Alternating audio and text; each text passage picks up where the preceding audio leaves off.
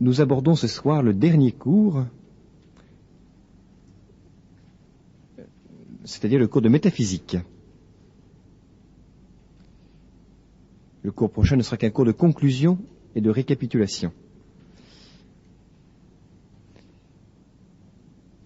Donc nous abordons la métaphysique, qui est un sujet qui à la fois terrorise et en même temps passionne. Alors situons globalement la métaphysique. Jusqu'à maintenant, nous avons étudié des êtres plus particuliers. Nous avons étudié par exemple l'homme, le vivant, on a étudié l'agir humain, on a étudié les arts et les techniques, mais nous avons donc étudié des êtres plus limités. Comme on aime dire aujourd'hui, nous avons fait un peu d'ontologie régionale. Donc on étudie des régions de l'être. Mais tous les êtres que nous avons donc étudiés étaient limités.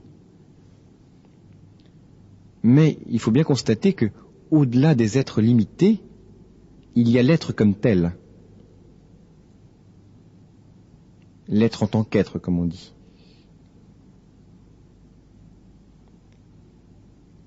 Et au-delà en particulier de l'être qui est le plus immédiatement perceptible, qui est l'être physique.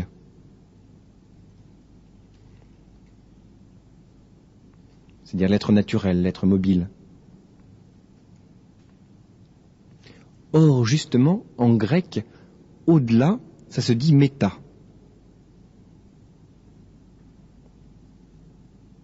Donc la discipline qui va s'intéresser à l'être au-delà de tous les êtres, notamment physiques, ça s'appellera la métaphysique.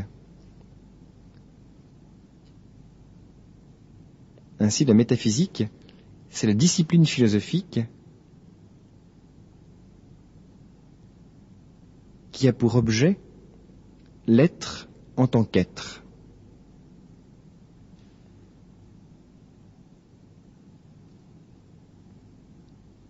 C'est la définition la plus simple que nous puissions donner. Et en même temps, elle cerne exactement ce dont traite la métaphysique, à savoir, non pas tel être particulier, mais l'être dans toute sa généralité.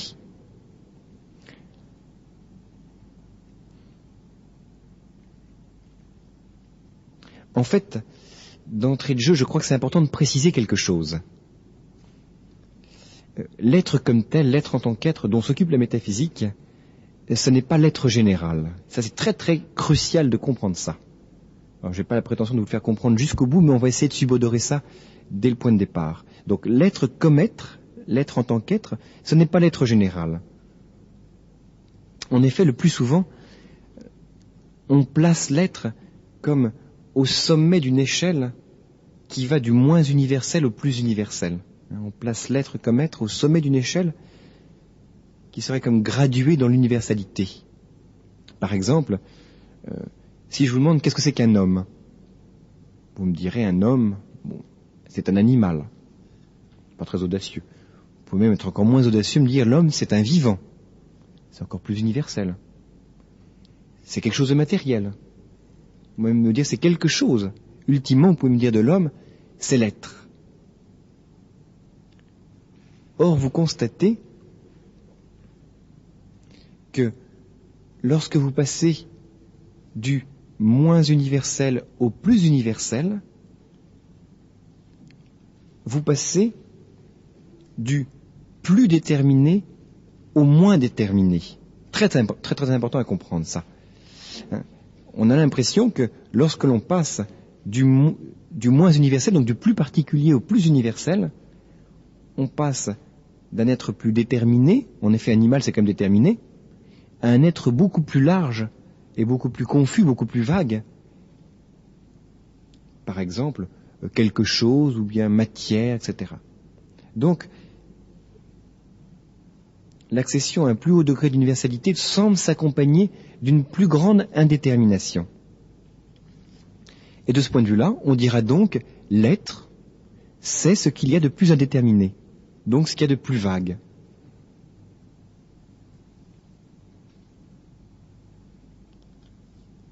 La conséquence immédiate, c'est quoi? C'est donc la métaphysique qui s'intéresse à l'être en tant qu'être, va s'intéresser à ce qui est de plus vague, de plus général, de plus indéterminé. Et donc on aura l'impression que la métaphysique ne pourra débiter que des espèces de banalités confuses sur l'être. C'est parfois un peu l'impression qu'on a en lisant certains bouquins, c'est vrai. Oui, l'être n'est pas où l'être est, oui, l'être est l'étant, l'être se mirant dans les temps, l'être avec un H, étant avec un G. Mais donc on a vraiment l'impression que, de ce point de vue-là, la métaphysique va devenir une espèce de nébuleuse confuse où tous les chats sont gris, vous savez, quelque chose de... Et c'est un petit peu l'impression générale que l'on a. Évidemment, à quoi ça sert, hein? C'est un peu la réputation actuelle de la métaphysique. Or, ce n'est pas du tout ça. C'est tout l'inverse qui est vrai. C'est tout l'inverse qui est vrai. Alors, je ne peux pas vous le démontrer en détail, mais on va partir d'un petit exemple. En fait, la notion d'être n'est pas du tout la notion la plus indéterminée, comme je prétendais vous le démontrer il y a un instant. La notion d'être est la plus déterminée des notions.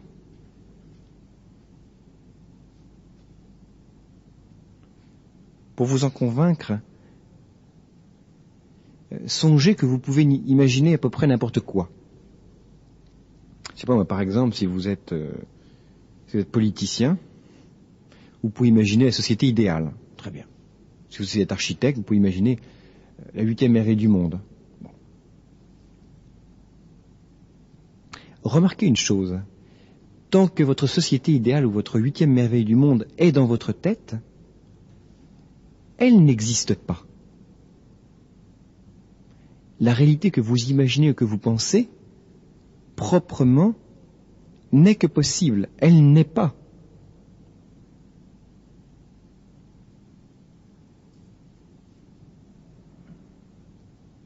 Et on se rend donc compte que ce qui manque à cette société idéale ou bien à cette 8e merveille du monde, c'est quoi? Eh bien, c'est la perfection la plus grande, à savoir l'être.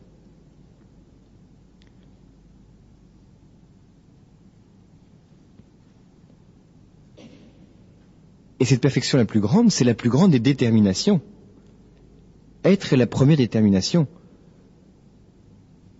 Tant qu'elle n'est pas, veut dire, elle n'a pas ce qui lui permet justement de pouvoir recevoir toutes les autres perfections, à savoir, pour la maison par exemple, de recevoir ses fenêtres, ses portes, etc.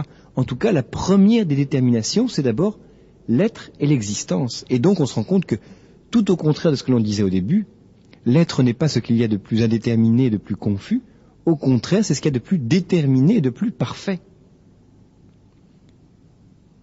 Ah, voilà un paradoxe qui doit vous étonner et qui en même temps vous montre que la métaphysique n'est donc pas du tout ce que vous imaginez. La métaphysique n'est pas du tout l'étude de l'être en tant que vague nébuleuse, mais c'est l'être en tant qu'être, en tant que détermination la plus fondamentale de la réalité. Donc, la métaphysique ne s'intéresse pas à une espèce d'objet banal, pas du tout, mais au contraire de ce qui est la perfection la plus grande de chacune des réalités que vous rencontrez. Et voilà pourquoi la métaphysique est au sommet, c'est la première des sciences, c'est la reine des sciences, comme on dit en philo.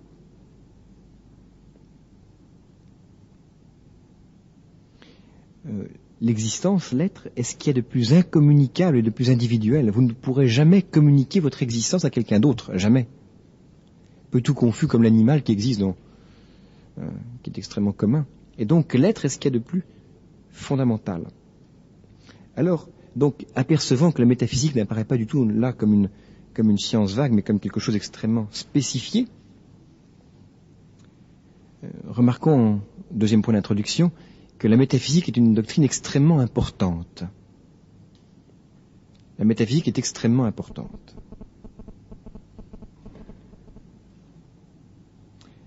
Aujourd'hui, on vit une crise du savoir qui est absolument terrifiante. On a une espèce de...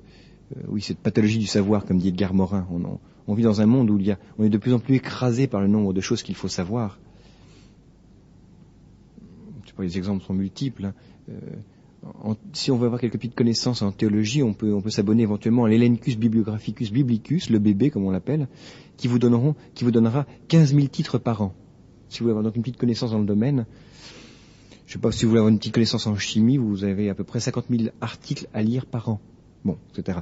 Donc pour vous dire qu'actuellement, s'il y a 200 000 nouveaux théorèmes de mathématiques par an. Bon, donc il y a une espèce de profusion de connaissances qui est assez effrayante. Mais ce qui est frappant, c'est qu'on a de plus en plus de science et de moins en moins de sagesse. Et je pense que c'est profondément ça le diagnostic de la pathologie du savoir dont nous parle Morin. Et donc, ce qui nous manque, c'est pas les connaissances très spécialisées, c'est pas ça. Ce qui nous manque, c'est la vision unitaire et unifiée. Bon, c'est une banalité de le dire, mais toute la question est de savoir à quelle discipline on va demander cette vision unifiée. Alors, je m'adresse d'abord à tout public, et donc c'est en philosophe que je pose la question. Eh bien, ce qui donne l'unification, c'est quoi? C'est la métaphysique, justement.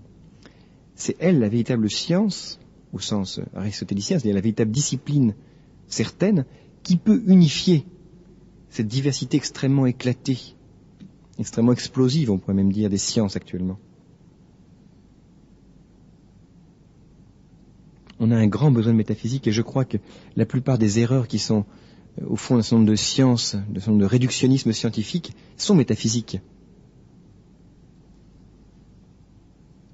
En même temps, la métaphysique est très séduisante, parce qu'on parle de l'être, on parle de choses comme ça.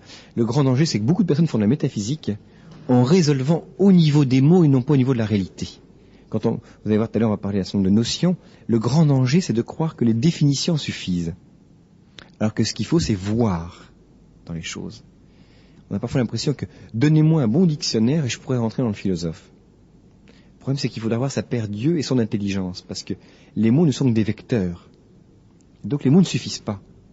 Encore faut-il comprendre ce qu'il y a sous les mots, l'intelligence qui dort sous les mots.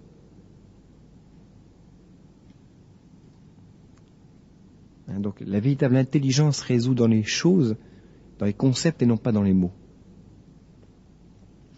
Je suis frappé de voir que des grands philosophes comme Platon, comme Aristote, s'exprimaient avec un vocabulaire extrêmement restreint. Pareil pour Thomas d'Aquin dans sa philosophie, qui parle avec 300 ou 400 mots. Mais en même temps, quand on lit, c'est d'une telle simplicité au niveau du vocabulaire qu'on est mis à nu devant notre bêtise humaine, parce qu'on se dit, il camoufle le minimum son intelligence. Au contraire, on voit qu'il essaie d'exprimer les choses le mieux possible, mais par contre, quand on lit, on se rend compte que vraiment on ne comprend pas grand-chose. Mais là, c'est pas l'obstacle des mots, c'est vraiment l'obstacle de l'intelligence de ce qu'il y a sous les mots qui nous arrête. C'est très crucifiant comme expérience. Alors, nous allons parcourir rapidement la métaphysique et plus exactement les distinctions de l'être en 3 étapes qui, une fois n'est pas coutume, seront en même temps 3 étapes historiques. Ça va correspondre à 3 grands temps d'approfondissement de la réflexion sur l'être.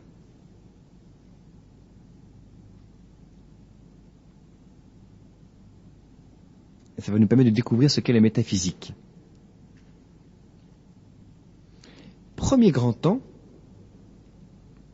qui correspond en fait à toute l'époque présocratique, donc jusqu'au 4e siècle avant Jésus-Christ, c'est en fait l'étude de l'être que l'on va appeler accidentel. Premier temps, c'est l'étude de l'être accidentel.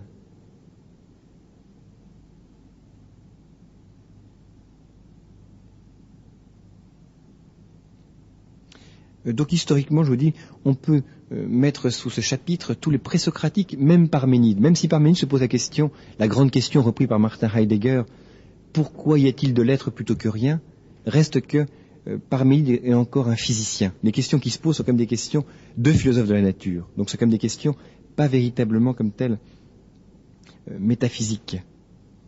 Il est encore quand même très intéressé par les êtres matériels. Et historiquement, c'est intéressant de le noter, finalement cette interrogation sur l'être accidentel, j'y viens dans un instant, c'est le cadre de toute la science contemporaine, moderne et contemporaine. La science contemporaine et moderne, finalement, ne s'est pas élevée beaucoup plus loin. Elle en reste au premier stade de la philosophie. Du point de vue de la compréhension profonde de la structure des choses, je veux dire. C'est évident que du point de vue de la détermination concrète et spécialisée, c'est écrasant de précision, mais du point de vue de l'intelligence, du tissu, de la texture des choses, non. Ça ne s'arrête qu'au premier stade. Alors, qu'est-ce que c'est que cette première connaissance? Eh bien, c'est la première connaissance, cette connaissance, c'est la connaissance de ce qui nous apparaît.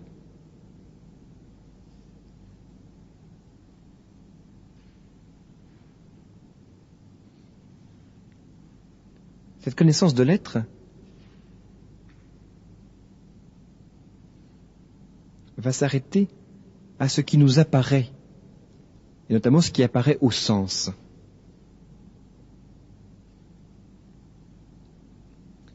Alors c'est une connaissance, il faut le noter, qui est une connaissance quand même globale.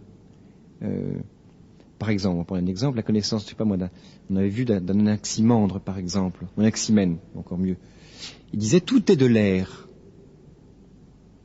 C'est une connaissance qui est globale. Elle me parle de toute la réalité. Donc c'est certain qu'au niveau des accidents, je peux parler de toute la réalité. Par exemple, si je suis mathématicien, je vais décrire toute la réalité à partir de la quantité. Je vais mesurer les choses. Et c'est vrai que je peux mesurer toute réalité matérielle. Donc une telle connaissance peut être globale et peut s'étendre à toute la réalité. C'est vrai. Mais qu'est-ce qu'elle nous dit du monde ? C'est une connaissance d'abord qui va être descriptive, une connaissance qui va s'intéresser à la description du monde. Alors,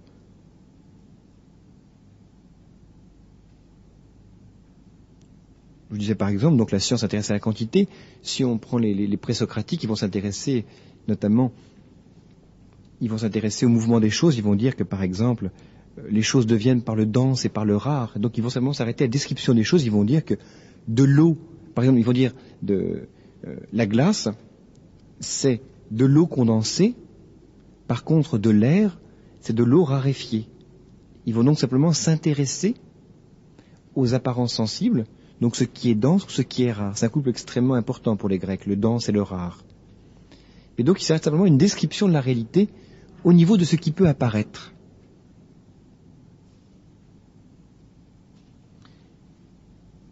Et pour eux, tout procédera par assemblage.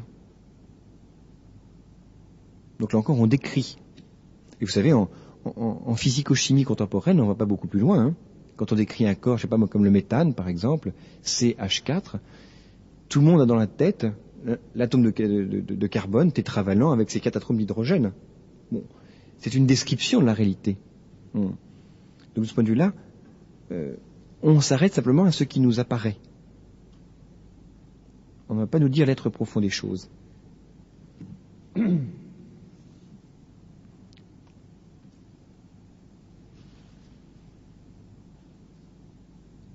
Alors il est certain que la science affine de plus en plus cette connaissance descriptive, mais elle en reste toujours à la connaissance descriptive.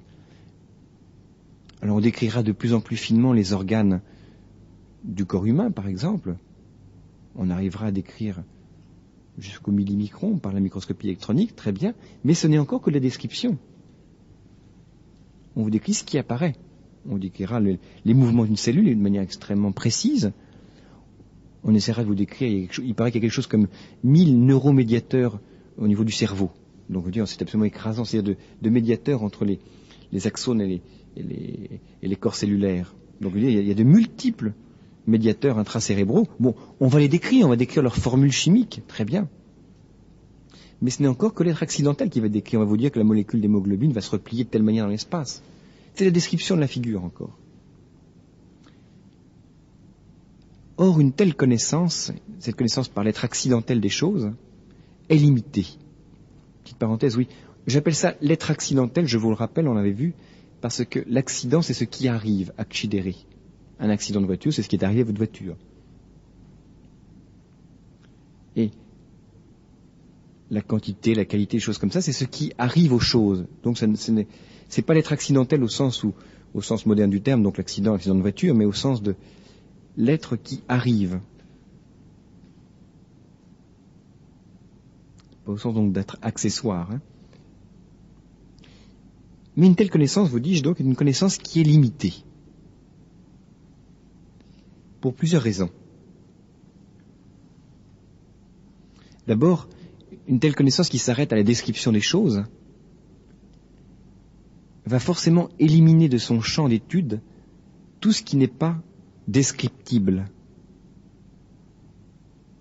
tout ce qui n'est pas expérimentable notamment, tout ce qui n'est pas, comme dirait Popper, tout ce qui n'est pas falsifiable, c'est-à-dire vérifiable.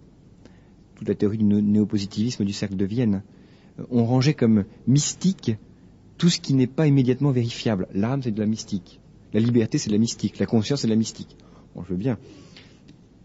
Mais donc, tout ce qui n'est pas comme tel objet d'une expérience, donc ne peut pas être réfutable, n'existe pas. La liberté, mais je n'ai jamais vu de liberté sous mon scalpel. C'est quoi la liberté? Je ne connais que des mécanismes neuro-hormonaux.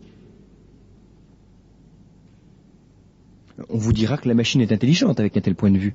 Parce qu'en effet, du point de vue de la description, il y a quand même un grand homomorphisme de structure entre un ordinateur et un cerveau humain.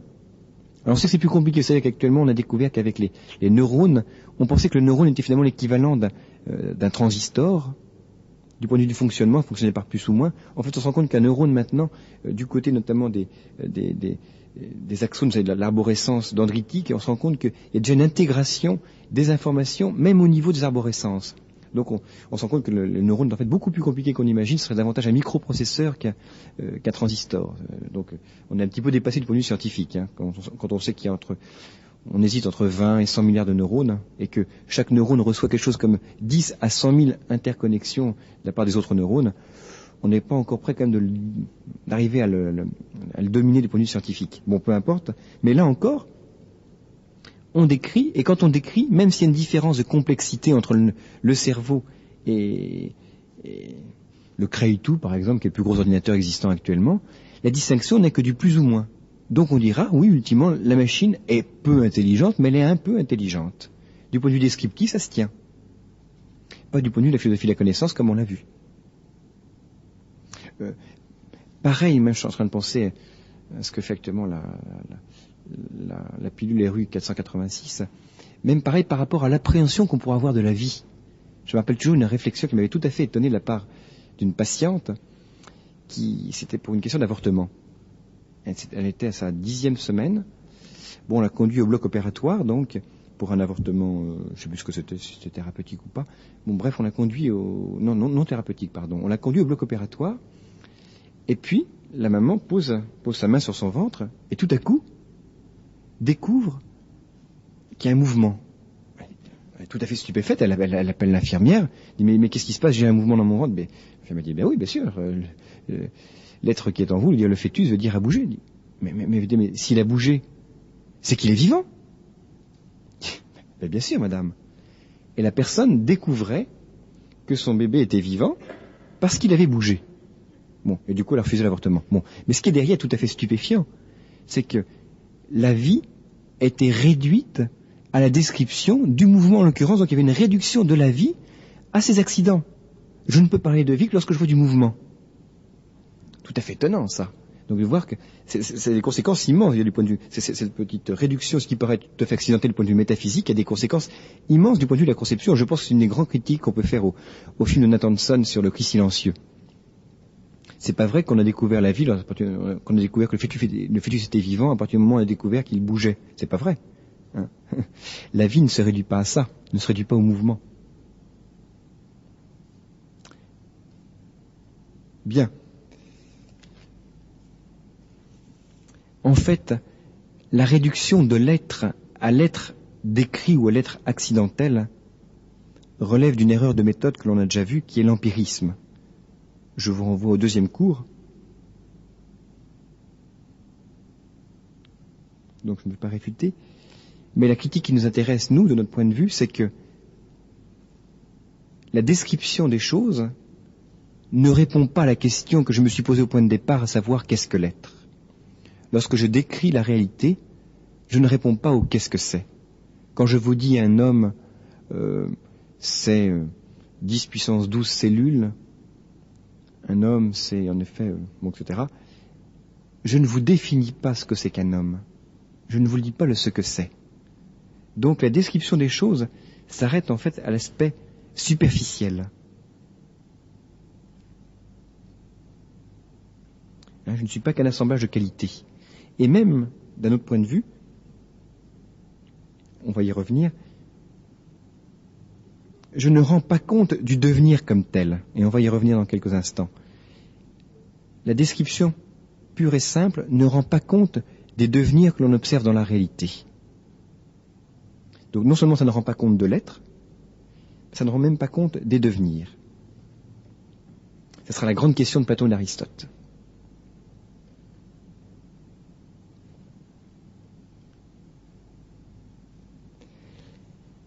Donc il fallait creuser. Puisque ça ne suffisait pas de répondre à la question qu'est-ce que c'est, il fallait creuser. Et deuxième partie, deuxième pas franchi par la philosophie, ça va être la grande découverte de l'acte. Après la description de l'être accidentel, ça va être la découverte de l'acte.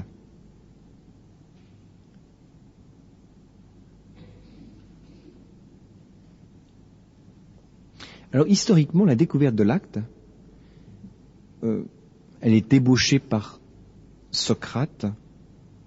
Platon a une intuition plus précise, mais c'est véritablement Aristote, le grand Aristote, qui l'a formalisé. C'est vraiment Aristote, le philosophe de l'acte. Lorsque Edith Stein est passé de la phénoménologie à Aristote, Edith Stein qui est morte en camp de concentration en 1942, le projet de grand livre qu'elle voulait faire, c'était justement l'acte et la puissance. Elle s'est bien rendue compte que c'était l'intuition fondamentale d'Aristote, l'acte et la puissance. C'est une petite parenthèse historique qui m'a toujours intéressé, qui m'a toujours étonné. Vous savez que Socrate était le maître de Platon, qui lui-même était le maître d'Aristote. C'est intéressant de noter que Socrate est devenu le maître de Platon à l'âge de 62 ans. Platon est devenu le maître d'Aristote à 62 ans. Aristote est mort à 62 ans.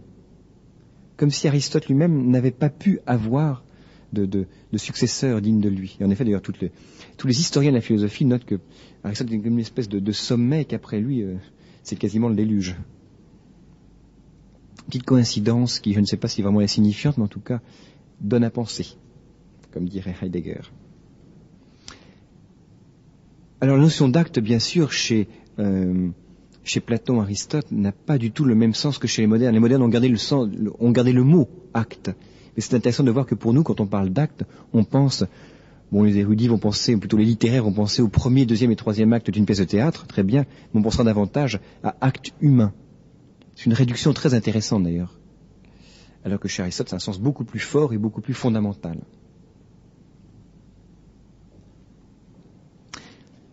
Alors, exposons un petit peu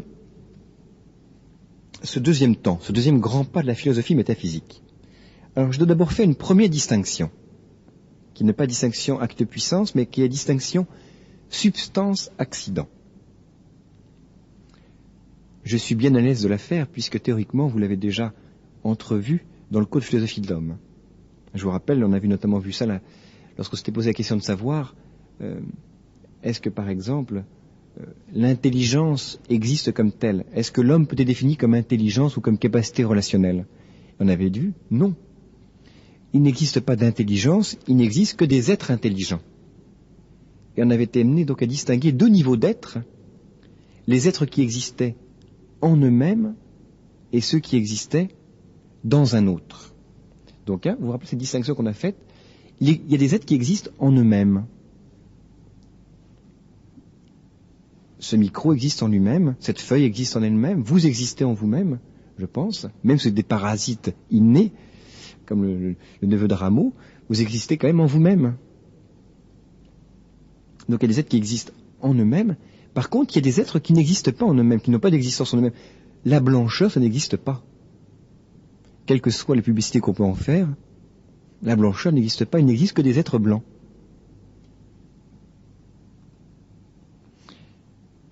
La grandeur, ça n'existe pas. Quand Descartes définit la matière comme étendue, c'est une énorme bourde. Énorme bourde. L'étendue n'existe pas comme telle, il n'existe que des êtres étendus. Très très important donc de bien distinguer qu'il y a des êtres qui ne tiennent pas d'eux-mêmes leur subsistance dans l'être. Il y a des êtres qui ne tiennent pas d'eux-mêmes leur existence et leur subsistance dans l'être. Elles ont besoin, ces êtres-là ont besoin d'un autre être pour exister.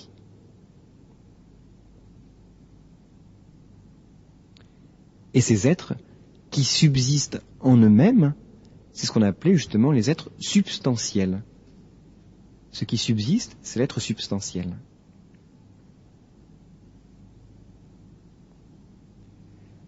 Alors que l'être qui existe en un autre, c'est l'être que l'on avait appelé, et nous rejoignons la première partie du cours, l'être accidentel. Parce que justement, il arrive à un autre être. L'accident de voiture n'existe pas comme tel. C'est à la voiture à qui arrive l'accident. Donc il est dit accidentel. Et donc on peut déjà maintenant comprendre le gros problème, la grande limite de la première démarche métaphysique que nous avions ébauchée tout à l'heure, c'est que la démarche descriptive, ce que nous avons vu tout à l'heure, s'arrête à l'aspect superficiel, à l'être accidentel. Quand je décris l'homme, je ne décris que ses accidents, je ne dis pas ce qu'il est, je ne dis pas qu'il est corps et âme, etc. Je ne peux pas le dire.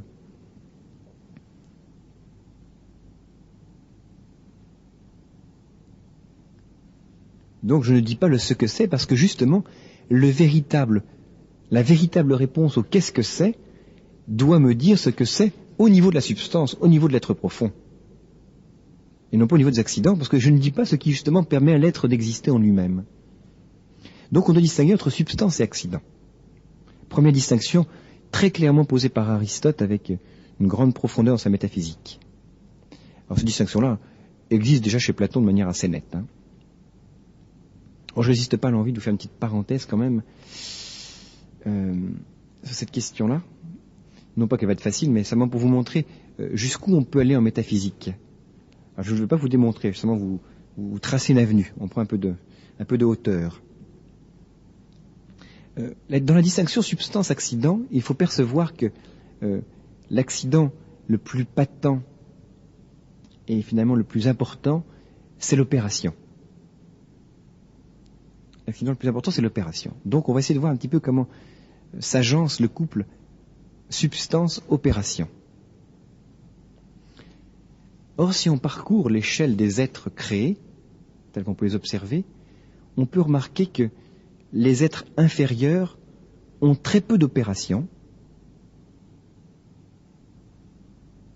et que finalement, tout leur être est centré sur leur substance.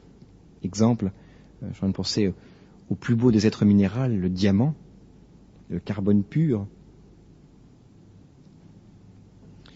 Bon. Le diamant tient son rayonnement de son être, pas de son opération, c'est son être même qui rayonne. Il y a très peu d'opérations, tout est dans l'être. Or, au fur et à mesure où je monte dans l'échelle des êtres, la perfection de l'être est de plus en plus dans son opération. Déjà au niveau du vivant, la perfection de la génération, il engendre d'autres êtres. Puis on va accéder à l'animal qui commence à connaître et qui par son opération est ouvert à l'altérité. Vous vous rappelez, on avait vu ça, est ouvert aux autres êtres. Jusqu'à l'homme, où la grande perfection de l'homme, c'est pas seulement d'être homme, mais c'est de pouvoir opérer et agir, et notamment de pouvoir, les deux grandes opérations de l'homme, connaître et aimer. La grande perfection de l'homme est dans son opération. C'est dans sa connaissance et dans son amour, opération de l'intelligence et de la volonté.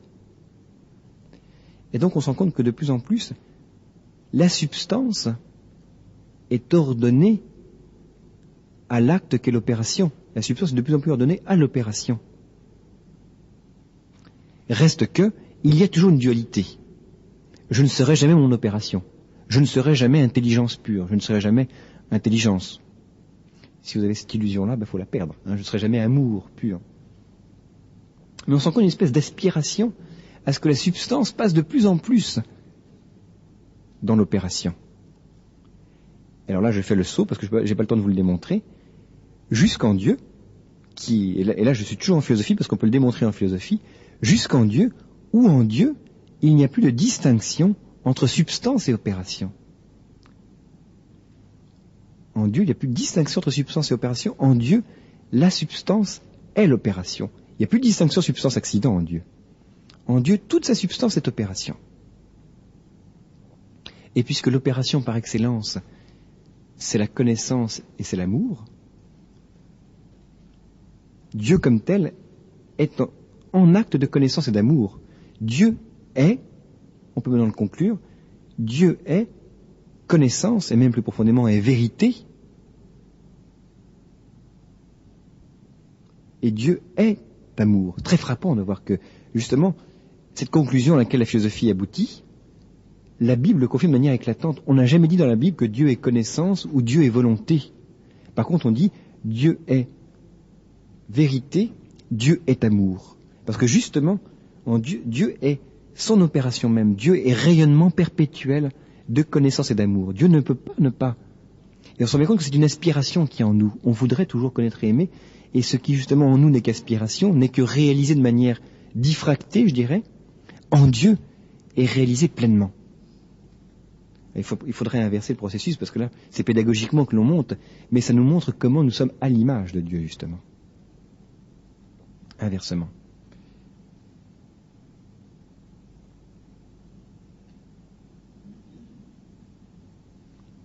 Bien. Alors, première distinction, substance-accident. Deuxième distinction, encore plus fondamentale, qui est appelée par celle-ci, quand je m'interroge sur la question de qu'est-ce que la substance, nous allons être amenés à distinguer entre acte et puissance.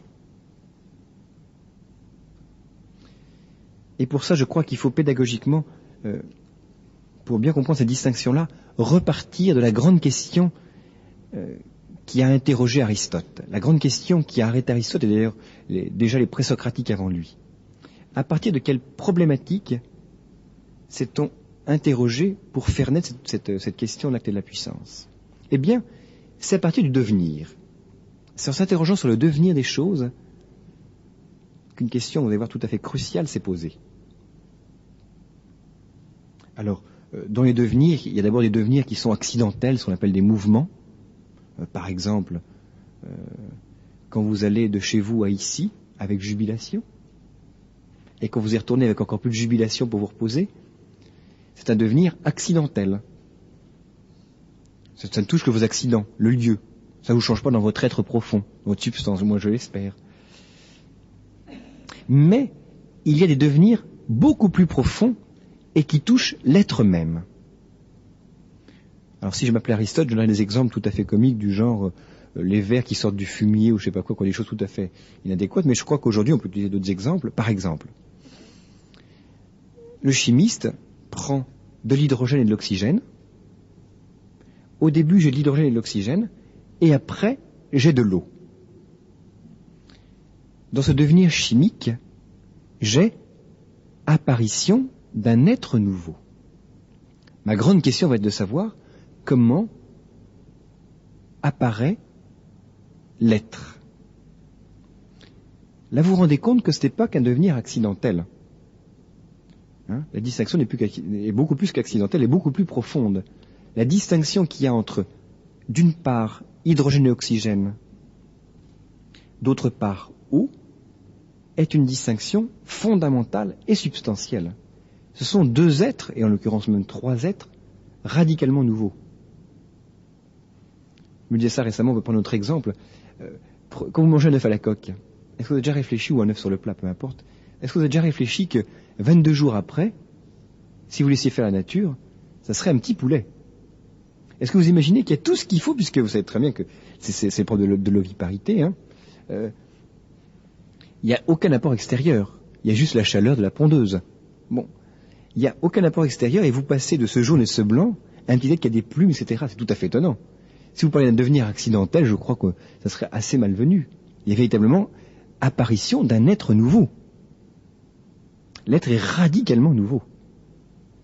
Ou bien je prenais un troisième exemple, qui est encore plus important pour nous. Ovule et spermatozoïde dans la fécondation.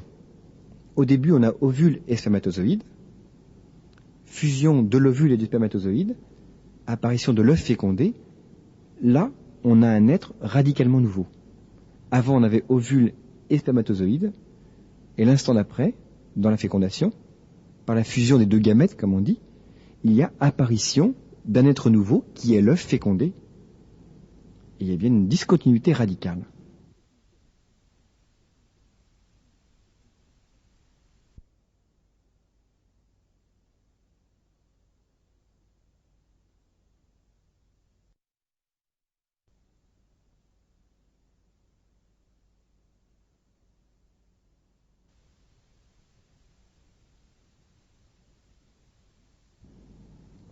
Alors ma question c'est la suivante.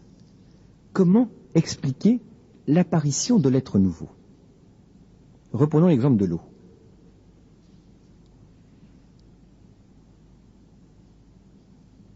Avant que l'eau apparaisse, je n'ai pas d'eau. Banalité, mais il faut le dire. Avant, je n'ai pas d'eau. Donc avant, j'ai l'état non-eau. J'ai de la non-eau. Donc je passe bien de l'état non-eau à l'état eau. Je passe de non-eau à eau. Ou de manière plus générale, si je m'appelle Parménide, je passe de l'état non-être, alors non-être eau bien sûr, du non-être à l'être. Donc tout ce devenir, c'est de passer du non-être à l'être. Parce que pour l'eau, tout son être est d'être eau. C'est pas un jeu de mots que je vous fais là, hein. C'est vraiment tout son être. Comment expliquer que je passe du non-être à l'être? C'est une question tout à fait immense. Comment fais-je pour passer du non-être à l'être? Et c'est pas du tout évident de comprendre comment je peux passer de l'un à l'autre. Comment est-ce que je passe de l'état non-homme, ovule spermatozoïde, à l'état homme? Alors on se dit ça se passe quotidiennement, bien sûr, mais ça n'empêche que comment ça se passe? Comment puis-je passer du non-être à l'être? Alors pour rendre la question encore plus cruciale, je vais la présenter sous forme d'un dilemme. Dilemme, ça a deux M. Hein. Pas dilemme, comme on dit toujours. C'est deux lemmes. En effet, et c'est finalement les deux solutions historiques que l'on a trouvées en général, pour me tirer d'affaire, pour expliquer comment est-ce que je peux passer du non-être à l'être, ou du non-eau à l'eau par exemple, eh bien, je peux dire, c'est pas compliqué. En fait, il n'y a pas d'eau qui apparaît. Je ne passe pas du non-eau à eau, en fait, il n'y a jamais d'eau. Donc première solution, je passe du non-être au non-être. Il n'y a pas d'apparition d'un être nouveau. Donc première hypothèse, il n'y a pas d'apparition d'être nouveau.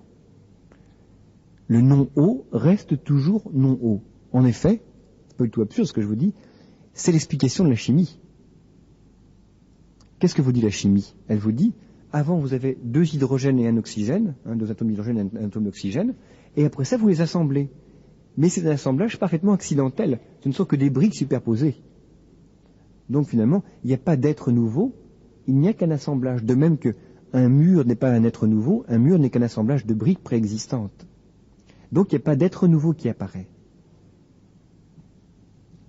Donc première solution, c'est de dire, pas d'être nouveau, donc je ne vais pas me tracasser. Le non-être ne vient pas, l'être ne vient pas du non-être, il y a toujours non-être-eau, à savoir être hydrogène et être oxygène, qui donne être hydrogène, être oxygène. Si je dis ça, vous voyez un petit peu l'application pour l'homme. Il n'y a pas d'homme. En l'occurrence, qu'est-ce qu'il y a? Il y a jonction accidentelle, spermatozoïde et ovule, mais il n'y a pas véritablement d'homme. D'où toutes les justifications éventuellement abortives qu'on peut apporter à ça. Deuxième hypothèse. Inversement, je vais dire, non. En fait, l'eau est déjà là avant. On ne va pas du non-être à l'être, on va en fait de l'être à l'être. En fait, l'eau est déjà là, elle préexiste. Alors, les anciens appelaient ça les vertus séminales. En fait, ça n'a pas disparu, hein. On trouve encore ça aujourd'hui. Il y a donc une préexistence de l'eau avant. En fait, elle est déjà là comme cachée. C'est comme ça que les marxistes expliquent l'apparition de la céphalisation dans l'univers. La céphalisation est comme déjà présente dès le Big Bang. Et si on applique d'ailleurs cette question du passage de l'être à l'être, si on l'applique au cas de l'ovule et du spermatozoïde, c'était la théorie du Moyen-Âge. Au Moyen-Âge, on imaginait que le spermatozoïde était un petit homoncule qui était recroquevillé, et que finalement l'homme était un gros spermatozoïde finalement.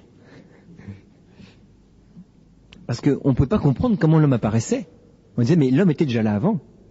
Et c'est une drôle de question d'ailleurs. Hein. C'est lorsqu'on a découvert la génétique, on pouvait coder comme en une dimension sur un long ruban la tridimensionnalité de l'homme, qu'on fait le bouquin de Danchin, que l'on a commencé à subodorer comment est-ce qu'on pouvait faire apparaître un homme. C'est une question quand même qui n'est pas du tout évidente. Comment réussir à coder tout un homme sur un tout petit bout de cellule comme ça? Bon. Donc on est en face du dilemme qui est résolu à chaque fois, mais en détruisant la réalité. La première, c'est de dire que non-être, il y a toujours du non-être après, non-être O donne non-être O, ou bien deuxième hypothèse, en fait, l'être est toujours là. Mais dans les deux cas, vous vous rendez compte, je ne rends pas compte de la réalité, parce qu'il est bien vrai que avant je n'ai pas d'eau, et après j'ai de l'eau. Avant j'ai pas le poulet, et après j'ai le poulet. Alors, est-ce que l'être, oui ou non, peut venir du non-être? Notamment, l'hydrogène et l'oxygène. Est-ce que vraiment c'est absolument du non-être eau? Voilà la grande question. Est-ce que je peux dire que hydrogène et oxygène sont absolument du non-être eau? Si je suis Parménide, vous comprenez sa question, je dis oui. C'est absolument non-être eau, c'est pour ça que je nierai toute espèce de mouvement. Vous vous rendez compte d'une espèce de... C'est crucial pour... Les philosophes grecs ne se sont pas tirés, veut dire. Parménide et Héraclite n'ont pas répondu. Platon a commencé à subodorer la réponse, c'est seulement Aristote qui est venu. Et il a dit, alors, est-ce que hydrogène et oxygène sont non-être eau? Il dit, eh bien, comme toujours quand on est embarrassé, distinguons. Mais c'est très profond. Est-ce que oui ou non c'est non-être eau? Il dit, eh bien, l'être se dit de deux manières. Et voilà la grande intuition. Alors vous allez dire, c'est un jeu de mots, mais non, vous allez voir, c'est très profond. L'être se dit de deux manières, de l'acte et de la puissance. L'être se dit de deux manières, de l'acte et de la puissance.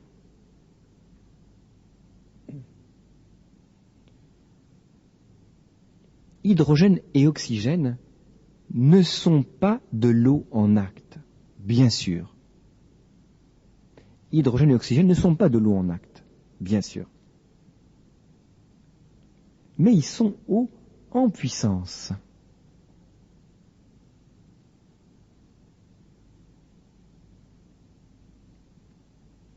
Pareil, le poulet, le blanc et jaune de l'œuf, ce n'est pas le poulet en acte, mais c'est le poulet en puissance.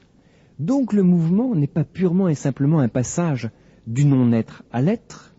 Donc le mouvement n'est pas purement et simplement du passage du non-être à l'être, c'est un passage, très précisément, de l'être en puissance à l'être en acte.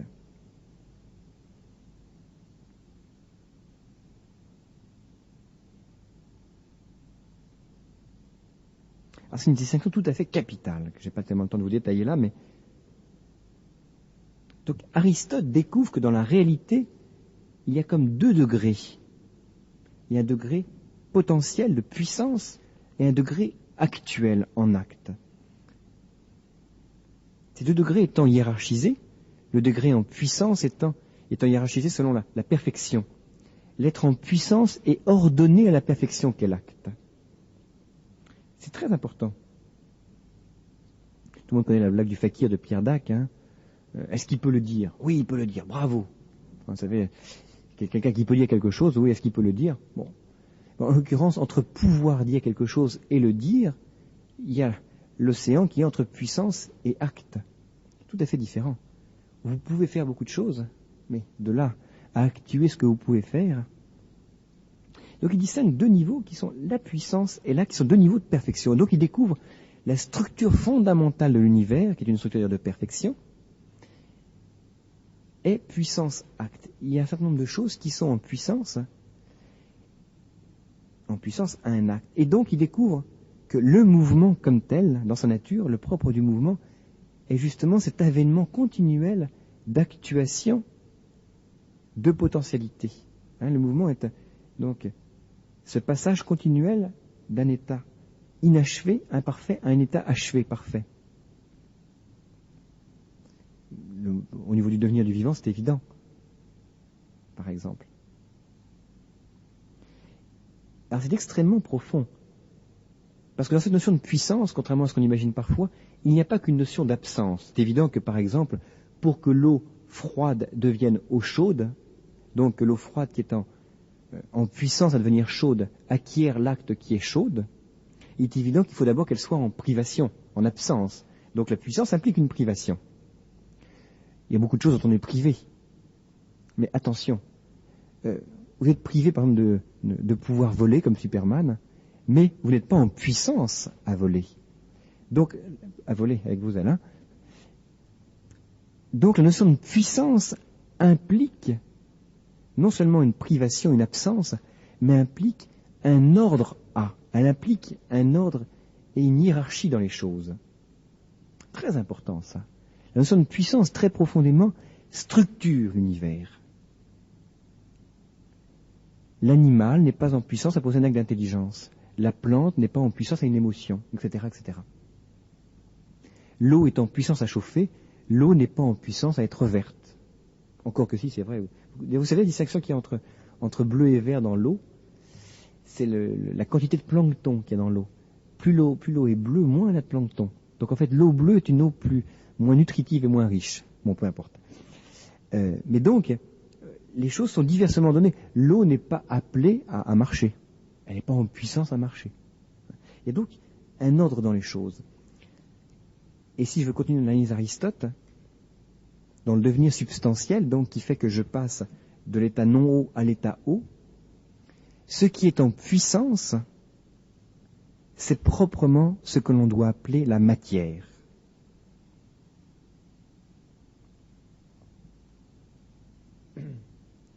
Donc l'être le plus profond de la matière, c'est la puissance. La matière, c'est ce qui est en puissance à l'acte, à l'être.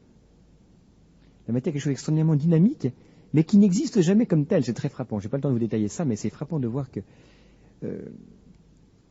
aujourd'hui, on est particulièrement attentif à la matière. C'est aujourd'hui on a le moins d'intelligence de l'être profond de la matière qui justement est d'être puissance. Aujourd'hui, on voit la matière comme quelque chose de déterminé. On ne voit plus cet extraordinaire appel potentiel qui transit les choses et qui justement les traverse de cet appel à l'acte. La matière est toute puissance. Il y a une puissance, toute puissance, pas au sens de capacité, mais est au sens de potentialité à recevoir un certain nombre d'actuations. Et donc vous vous rendez compte que dans la nature, toute la nature qui est mouvement, est mobilité, va supposer puissance et acte à recevoir. Et quand on déploie tout le mouvement de la philosophie de la nature, qui s'achève en métaphysique, on va arriver jusqu'à un être qui, lui, n'aura plus aucune espèce de potentialité, plus aucune espèce de puissance, parce que cet être-là sera totalement parfait, sera totalement achevé. C'est l'être qu'on appelle l'acte pur, qu'Aristote appelle l'acte pur et que les religions appellent Dieu.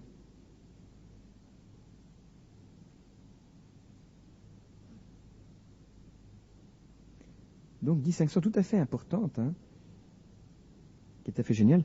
Aristote donc découvre qu'au sein de la substance même, il y a une distinction entre puissance et acte. Donc, Aristote découvre qu'au sein même de la substance, il y a une distinction entre puissance et acte, puisque justement la substance peut se transformer. Je suis en puissance à mourir et à me corrompre, dans ma substance même. C'est la distinction justement entre matière et ce que l'on va appeler la forme. Bon, mais je ne détaille pas cette question un peu difficile. Bon. Petite parenthèse morale, éthique. L'amour qui va jusqu'à la substance va beaucoup plus loin que l'amour qui s'arrête aux accidents. C'est très frappant de voir qu'on pourrait distinguer les éthiques en fonction de leur profondeur. Et aujourd'hui, on vit davantage une éthique de l'être accidentel. On s'arrête aux apparences, ce que tu es, tes diplômes, est-ce que tu es beau, est-ce que tu n'es pas beau. Alors que le véritable amour éthique doit aller jusqu'à la substance, à la personne elle-même, et jusqu'à l'acte. Même si j'ai un accident de voiture, même si je perds mes jambes, même si etc., je demeure toujours la même substance, je demeure toujours le même être. Donc je mérite toujours le même amour. Mais cette distinction d'Aristote, qui est géniale, c'est un effort de pensée extraordinaire, est encore limitée.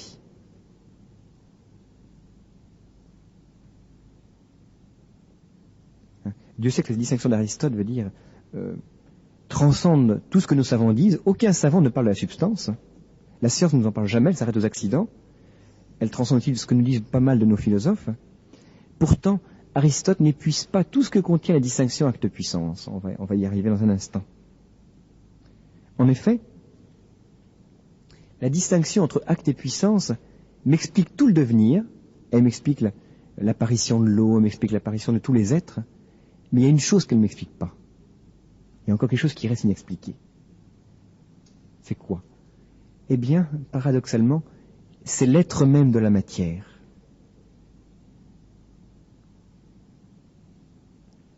Il y a encore quelque chose qui ne m'est pas expliqué.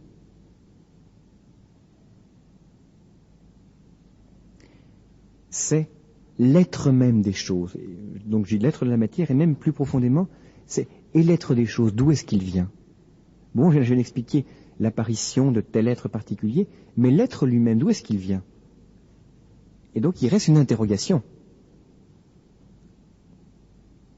Et là, je dois dire que les philosophes n'ont pas trouvé la réponse, et pourtant la réponse est philosophique.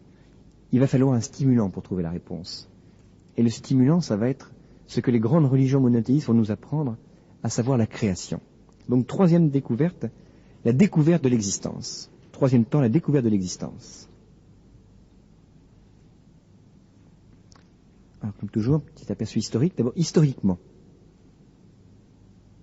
Donc, historiquement, cette découverte, qui est pourtant une découverte, je le répète et j'insiste, qui appartient à la raison seule, pas besoin de révélation, il va falloir, pour la raison blessée, que la révélation apporte son stimulant. Notamment le Bereshit, qui est le premier mot de la Bible, le commencement, au commencement. Alors, cette découverte, historiquement, s'est faite en 2 temps. Il y a des choses à dire, d'ailleurs, c'est très intéressant de voir pourquoi et comment elle s'est faite en 2 temps. Très curieux. Elle a commencé par les philosophes arabes et juifs. Ce sont eux qui ont eu droit, qui ont découvert les œuvres d'Aristote. Boès, qui est mort en 520, les connaissait, mais ne les connaissait que partiellement. Et les philosophes arabes et juifs, notamment Maïmonide, le grand philosophe juif, et puis parmi les philosophes arabes, il y a Avicebron, vous notez les grands noms, Averroès, A-V-E-2-R-O-E-S, qui est le plus grand philosophe arabe, un immense, qui en plus avait le grand honneur d'être médecin. Son grand livre s'appelle Al-Shifa, la guérison. Aristote était fils et petit-fils de médecin. Il n'était pas médecin lui-même, il était plutôt biologiste. Mais on lui pardonne avec son ascendance. Et donc, les Arabes et les Juifs, ce sont les premiers à avoir découvert la distinction essence-existence. Ce sont les premiers. Je vais y revenir, ne vous inquiétez pas. Ils y ont pensé à cause de la notion de création qui est aussi bien dans le Coran que dans la Bible. C'est la notion de création qui les a obligés à réfléchir et à poser cette distinction au sein de l'être entre essence et existence. Mais ils n'ont pas été jusqu'au bout. Et donc, deuxième temps, après les philosophes arabes et juifs, le parcours métaphysique va s'achever au XIIIe siècle, lorsque Aristote va être introduit, notamment par, j'allais dire, grâce à l'invasion arabe en Espagne, très curieusement, lorsque Aristote va être introduit par les Arabes, notamment par Averroès, Ibn Rushd, au XIIe siècle. Et là, un certain Thomas d'Aquin, d'auguste mémoire, va joindre la double distinction, à savoir la distinction des Arabes essence-existence. On va joindre la double distinction, d'une part la distinction des Arabes essence-existence, d'autre part la grande distinction d'Aristote, acte-puissance. Et il va dire, dans une formule qui est un des plus grands mots de la philosophie, il va dire que essence est à existence, ce que puissance est à acte. Donc la grande intuition de saint Thomas, la grande découverte, c'est de montrer que le rapport entre essence et existence doit être pensé comme le rapport puissance-acte. J'espère qu'un un frisson d'allégresse et d'enthousiasme métaphysique parcourt vos échines. Parce que là, nous arrivons à un des sommets de la pensée humaine. Peut-être pas votre pensée immédiatement, mais en tout cas la pensée humaine tout court. Alors, essayons de percevoir tout le suc, d'en extirper de cette profonde vérité. Alors, d'abord, il faut poser que essence et existence sont distincts. Je fais un petit exposé philosophique, cette notion vaste et complexe, j'en ai bien conscience, mais on va essayer quand même de subodorer. D'abord, essence et existence sont distincts.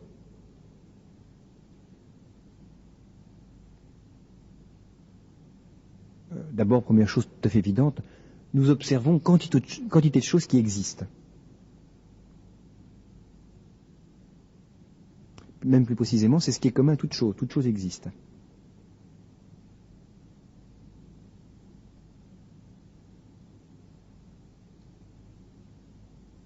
C'est un petit peu ça qui est dans l'intuition de Parménide.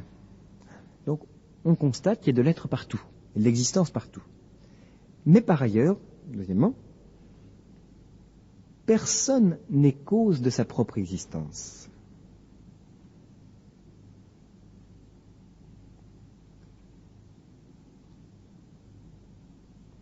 Personne ne se donne à soi-même son existence. Très très important ça. Personne n'est, comme on dit, causa sui. Personne n'est cause de soi-même et ne se donne à soi-même son existence. Humblement, vous l'avez reçu de vos parents, votre existence. Notion d'origine qui est tellement importante chez Freud. Ce qui veut donc dire qu'en tout être, il y a une composition, une distinction. Donc en tout être, il y a une composition entre son essence et son existence. En tout être, il y a une composition entre son existence et ce qu'il est. Et ce qu'il est, c'est ce qu'on appelle l'essence. L'essence d'une chose, c'est ce qu'elle est, au sens très courant du terme. En toute chose, il y a une composition entre, et donc une distinction à faire entre existence et essence. D'une autre manière, on pourrait remarquer aussi qu'aucun être n'est absolument nécessaire, aucun de vous n'est absolument nécessaire. Nous sommes contingents. Ça fait penser au le très beau livre du Canel Lustiger sur son dernier livre, là, Le choix de Dieu. Il dit au début, je crois que les enfants sont métaphysiciens. Tout au début, il nous parle, il disait l'expérience qu'il a fait de la contingence. Très intéressant, il dit, un jour je me retrouvais devant la plage, comme ça il y avait les vagues qui arrivaient, et j'avais construit un beau château de sable. Un château de sable, c'est fait pour durer, un château de sable c'est tellement beau, il n'y a pas de raison que ça disparaisse. Il dit, lorsque j'ai découvert que les vagues pouvaient me détruire mon château de sable comme ça en un rien de temps, j'ai découvert la caducité des choses et la contingence des choses. Et il en tirait les conséquences.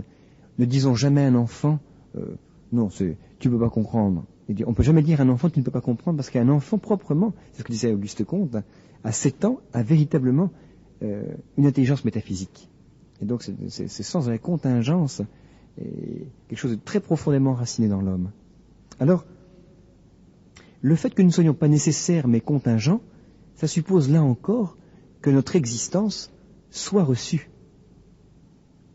Je ne suis pas mon existence. Personne d'entre nous n'est l'existence. Donc il y a une distinction entre essence et existence. Mais quel type de rapport y a-t-il? Donc on a vu premièrement distinction essence-existence. Maintenant, deuxièmement, quel type de relation y a-t-il? Eh bien, il y a deux conceptions erronées. La première conception erronée, c'est celle qui va donner la belle part à l'essence. C'est ce qu'on appelle l'essentialisme. Donc, première conception erronée, c'est l'essentialisme. La thèse est simple. Pour l'essentialisme,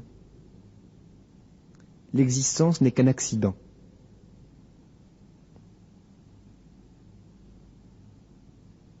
L'important, l'essentiel, comme on dit aujourd'hui justement, l'essentiel, c'est l'essence.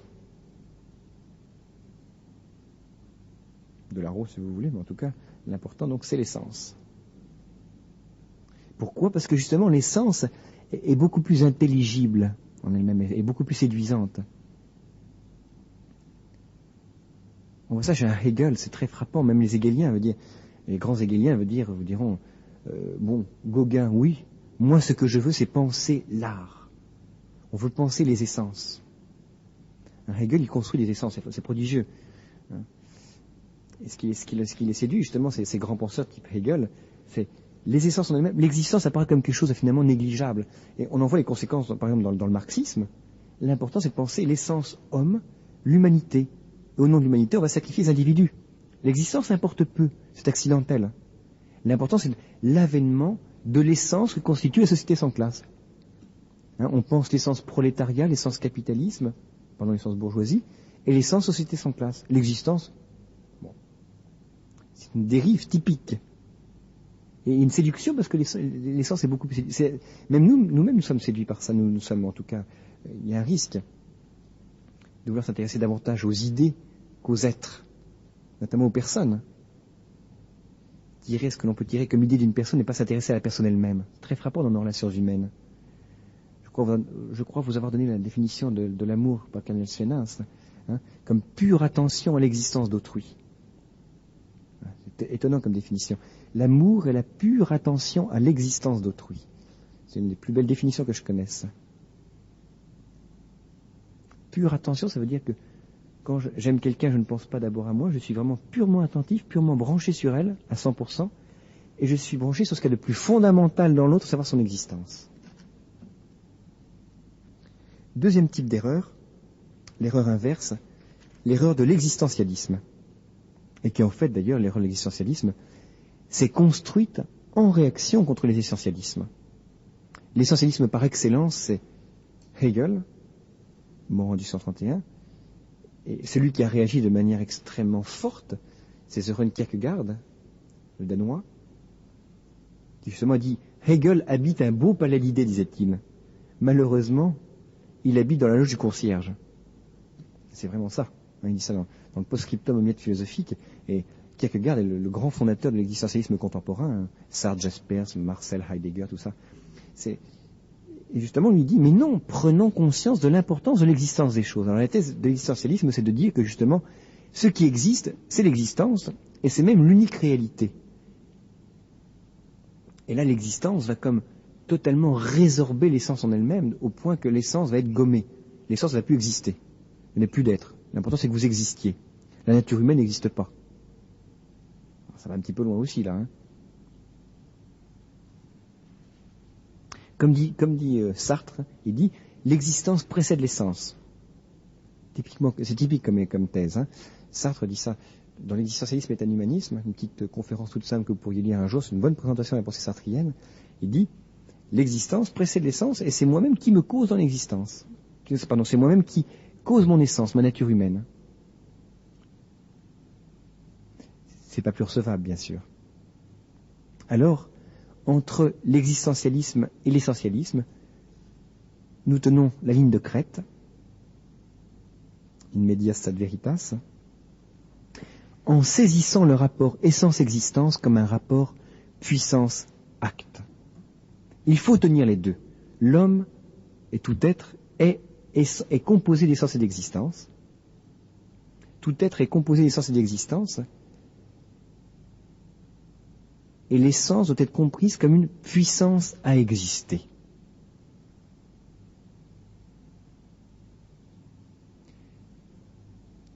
Quand je conçois l'essence homme, ou l'essence tomate, ou ce que vous voulez, cette essence qui est dans mon esprit est ordonnée et toute puissance à l'être, à l'existence.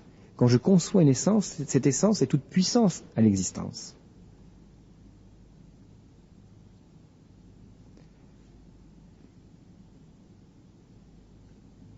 Et donc vous voyez bien que je peux très bien concevoir, veut dire un cheval, concevoir plein de choses. Ce ne sont que des essences. Et c'est pas pour autant parce que je constate que je construis une essence que pour autant elle existe. Donc il y a une véritable distinction entre essence et existence. Donc une distinction réelle entre les deux. L'essence n'est pas existence. Ça, il faut le dire contre l'existentialisme. Il faut donc dire contre l'existentialisme que l'essence n'est pas une existence. Quand je conçois la table, elle n'existe pas forcément. Quand le fabricant conçoit son projet, il n'existe pas. Mais contre l'essentialisme, il faut dire, et ça c'est très intéressant, puisque essence est existence comme puissance à acte, puisque l'acte c'est ce qu'il y a de plus parfait, ce qu'il y a de plus parfait entre essence et existence, c'est l'existence. L'existence est donc ce qu'il y a de plus parfait dans l'être.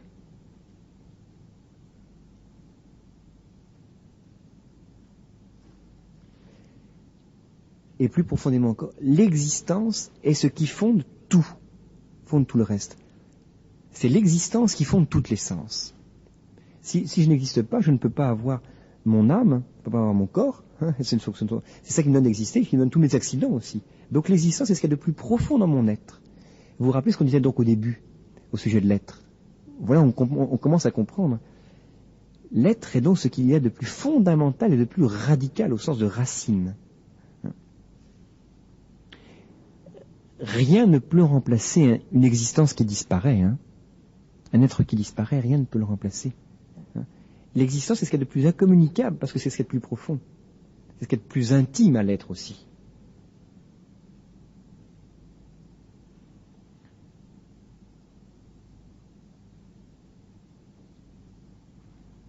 D'où le drame, je dirais, d'une pensée bouddhiste, justement, qui dilue l'existence. La pensée bouddhiste qui estime que l'existence a peu d'importance et qu'à la fin, notre existence se dilue comme une goutte d'eau dans l'océan de l'absolu, c'est foncièrement anti-réaliste.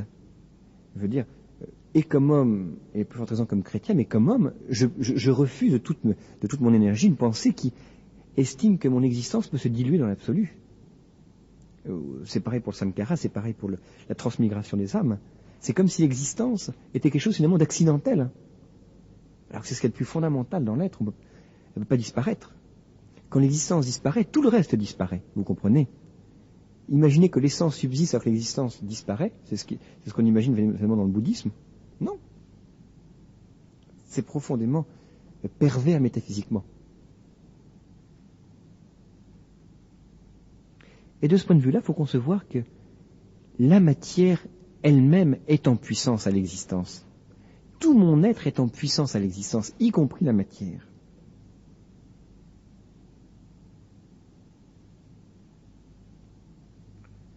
Alors on peut en tirer deux conséquences importantes. Et nous allons terminer par là. La première, c'est que donc, vous concevez que toute espèce d'être que nous constatons est en puissance à exister.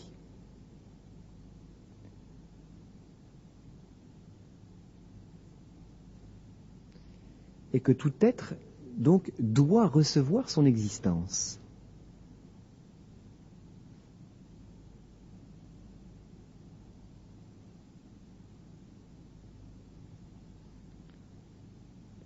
Et donc, puissance à exister, doit donc recevoir son existence. Et doit la recevoir d'un être qui lui-même n'est pas en puissance à exister. Et doit recevoir son existence d'un être qui lui-même n'est pas en puissance à exister. Il faut bien que...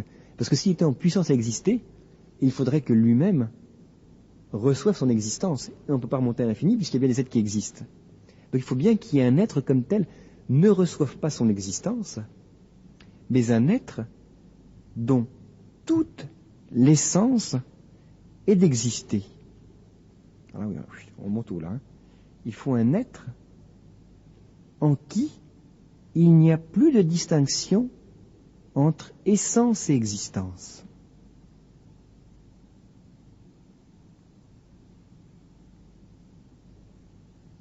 Donc il faut s'arrêter à un premier être en qui toute l'existence est son essence et toute sa perfection. Donc un être dont toute la perfection est d'exister. Un être qui est pur rayonnement d'existence. Il faut donc remonter jusqu'à l'existence d'un être qui est pur rayonnement d'existence. Un être donc qui n'est qu'être, avec un grand E. Celui que justement toutes les religions appellent Dieu. L'être par excellence. Donc cet acte pur dont nous avons parlé, c'est l'être même, c'est Dieu. Il faut donc nécessairement métaphysiquement poser un être qui ne se reçoive pas dans l'existence et qui donc est être pur, n'est qu'être. Mais être comme plénitude d'existence, pas une espèce, maintenant vous comprenez, c'est pas un être vague, c'est pas une grosse bulle de plastique ou je sais pas quoi, c'est celui qui a le plus d'être. Parce que nous, tant que nous recevons de l'être, il y a de la puissance en nous, donc de l'imperfection. lui n'a aucune imperfection puisque justement, il ne reçoit rien. Il donne.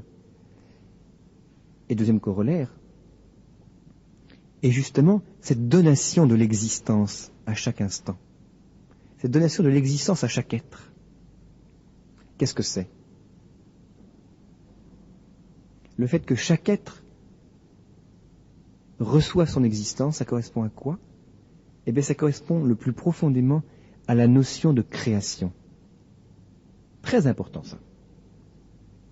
Qu'est-ce que c'est que la création? Si je dois vous interroger, vous me diriez la création, c'est le fait qu'il y a un commencement dans l'existence, c'est qu'à un moment, il y a un commencement. C'est pas ça d'abord la création. La création, c'est la dépendance de tout être à l'égard de Dieu. La création, c'est une relation de dépendance de tout être par rapport à Dieu, parce que tout être doit recevoir son existence. Aucun être n'est cause de sa propre existence. Alors, quand on regarde ça, c'est une espèce d'abîme vertigineux. Alors qu'il y a un commencement dans le temps, d'après la révélation biblique ou la révélation coranique, oui, mais comme dit saint Thomas avec profondeur, il dit, ce n'est finalement que pour mieux manifester que Dieu est intervenu. Mais la création serait aussi fondamentale et serait aussi réelle s'il n'y avait pas de commencement dans le temps. Très intéressant, ça. Le commencement dans le temps est quelque chose de parfaitement accidentel. Très passionnant de voir ça. On pourrait même ne pas le tenir, peu importe. Par contre, on aurait toujours besoin de dépendre de l'existence. C'est pour ça que le problème du Big Bang, je m'en moque complètement. Les systèmes accordéon, Big Bang, Big Crunch, qui ferait que le monde serait infini dans le temps. Si vous voulez. L'important, c'est de m'expliquer d'où vient l'existence. Or, l'existence, elle doit être reçue puisque je ne suis pas cause de mon existence et la matière n'est pas cause de son existence. Concluons donc. Nous avons donc vu qu'il y a comme, si on fait comme un carottage géologique dans l'être, il y a comme un triple niveau de profondeur dans l'analyse métaphysique quand je demande qu'est-ce que l'être. Quand je demande qu'est-ce que l'être, j'ai un triple niveau de profondeur dans ma réponse. Premier niveau, le plus superficiel, je décris. C'est le propre de la science. Je vais décrire, éventuellement avec une extrême finesse dans la description, mais je ne ferai que dire les accidents, la quantité, la qualité, etc. Ça ne suffit pas. Je reste encore en manque. Deuxième niveau de profondeur, pour répondre au qu'est-ce que c'est, je vais dire l'être substantiel. Je vais désigner ce deuxième niveau de profondeur qui est la substance elle-même. Et me rendant compte que dans la substance, il y a une distinction à faire, acte de puissance, entre sa matière qui est puissance à recevoir des formes et les formes qu'elle reçoit. Mais même là, je n'ai pas encore épuisé toute l'intelligibilité qu'il y a dans ma question. Même là, il demeure dans la substance une potentialité. Et si je veux aller jusqu'au bout, je dois dire que dans l'être, ce qu'il y a de plus profond, c'est bien sûr pas l'être accidentel, c'est même pas la substance, c'est ultimement ce qui lui donne d'être, son acte d'être, son existence. Ce qu'il y a de plus profond dans un être, c'est son acte d'être. Et là, je ne peux m'empêcher de trouver une admirable convergence entre cette assertion la plus profonde de l'ontothéologie, de la métaphysique d'Aristote, prolongée par saint Thomas, qui nous dit Dieu est l'être dont toute l'essence est d'exister, donc dont tout l'être est rayonnement d'existence, donc de trouver une convergence entre la plus haute affirmation de la métaphysique, qui est l'identification entre essence et existence en Dieu, et la grande révélation qui est faite à Moïse devant le buisson ardent, Exode 3, verset 14, et que magnifiquement Étienne Gilson, le grand philosophe médiéval, appelait la métaphysique de l'Exode, lorsque Dieu donne son nom, qui consonne exactement avec ce que disait Aristote, à savoir « Je suis celui qui est. Je suis celui dont tout mon être est d'exister. »